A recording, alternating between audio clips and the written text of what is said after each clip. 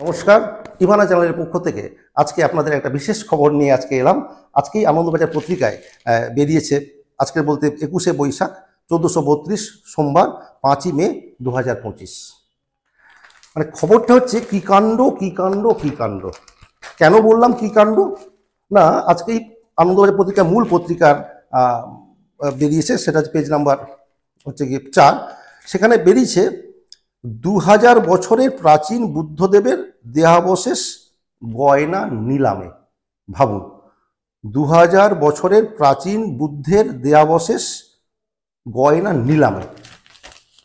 কি কাণ্ড না ভাবুন, মানুষের শেষ পর্যন্ত দেহাবশেষ সেটাও নিলামে। দেখা যাক কি খবরটা বেরিয়েছে।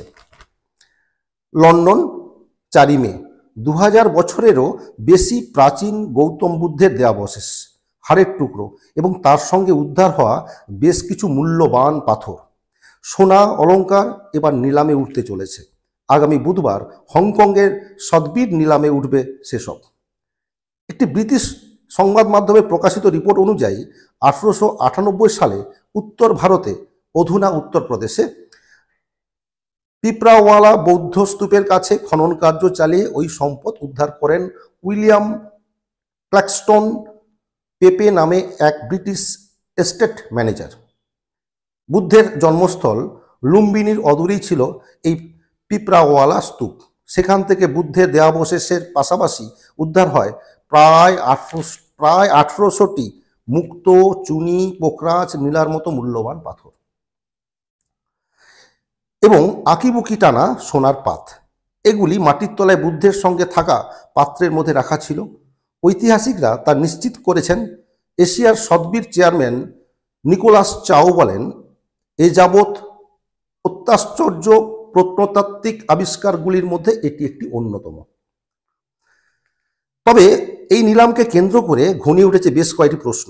ভারত ও দক্ষিণ পূর্ব এশিয়ার বিভিন্ন দেশের কাছে ধর্মীয় ঐতিহ্যবাহী বৌদ্ধদের কাছে অত্যন্ত পবিত্র এই সম্পদ কি নীতিগতভাবে নিলামে তোলা যায়?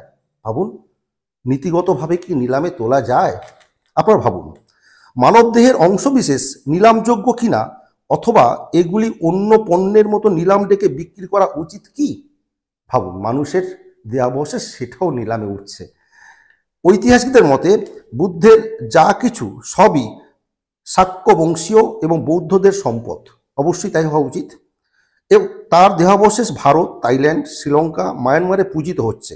উইলিয়ামের পপৌত্র তথা ওই সম্পদের বর্তমান রক্ষক ক্রিস পেপে বলেন, আমরা বৌদ্ধ ধর্মাবলম্বীদের ভাবাবেগের কথা মাথায় রেখে সবই দান করতে চেয়েছিলাম, কিন্তু তা নিয়ে নানা সমস্যা দেখা দিয়েছে।